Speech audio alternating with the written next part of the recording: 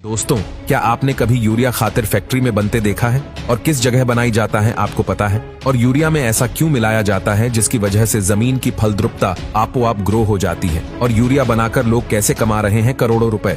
तो यूरिया बनाने के लिए सबसे पहले जो नाइट्रोजन गैस होती है उसे लिक्विड या सॉलिड में कन्वर्ट करने के लिए एक कॉम्प्लेक्स प्रोसेस से गुजरना पड़ता है, जिसके लिए बहुत बड़ी बड़ी फैक्ट्री लगाई जाती है। इंडिया में अभी सिर्फ 20% यूरिया इंपोर्ट किया जाता है, बाकी 80% यूरिया लगभग भारत में ही प्रोड्यूस कर लिया जाता है। फैक्ट्री में यूरिया बनाने का काम 3 स्टेजेस में होता है। पहली स्टेज में लिक्विड यूरिया तैयार किया जाता है। तो जैसा कि हमने आपको बताया कि यूरिया के अंदर नाइट्रोजन होता है और उस नाइट्रोजन गैस को एटमॉस्फेयर से जमीन के अंदर की नेचुरल गैस से निकाला जाता है। इसके बाद इस नाइट्रोजन गैस को हाइड्रोजन के साथ एक बड़े से सिंथेसाइजर में प्रोसेस कराकर अमोनिया बनाया जाता है।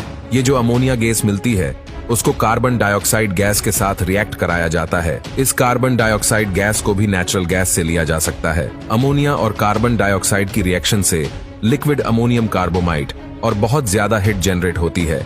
इस हिट को भी आगे की प्रोसेस के लिए यूज कर लिया जाता है।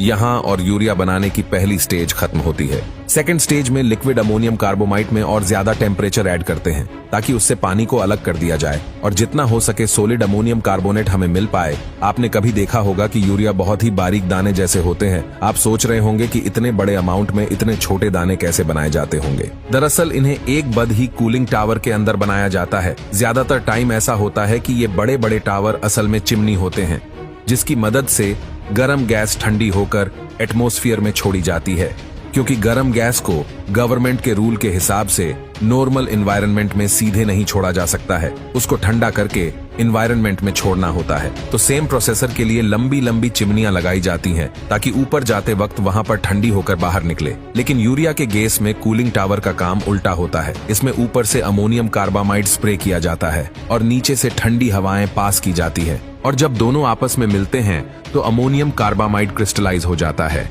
और उसके छोटे छोटे मोती जैसे बोल तैयार हो जाते हैं और टावर के नीचे कलेक्ट हो जाते हैं। अब एक बड़े से ब्लेड की सहायता से इन सारे बोल्स को इकट्ठा किया जाता है और एक कन्वेयर के ऊपर से पास किया जाता है।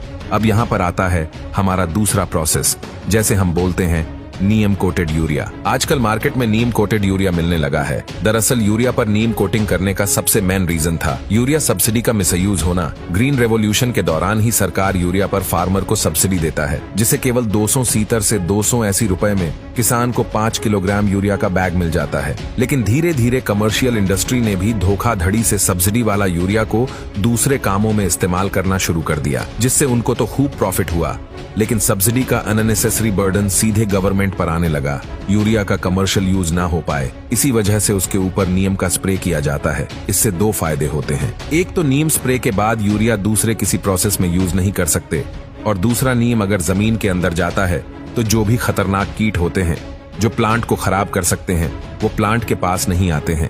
इस वजह से यूरिया के दाने पर नीम का स्प्रे कर दिया जाता है और फिर 5 केजी का वजन करके यूरिया को पैक करके मार्केट में पहुंचा दिया जाता है। केमिकल एंड फर्टिलाइजर मिनिस्ट्री के अनुसार देश में यूरिया का कंजप्शन 2015 से 2016 में 29.95 मिलियन टन था, जो 2018 से 2019 में बढ़कर 31.55 मिलियन टन पहुंच गया है। तो दोस्तों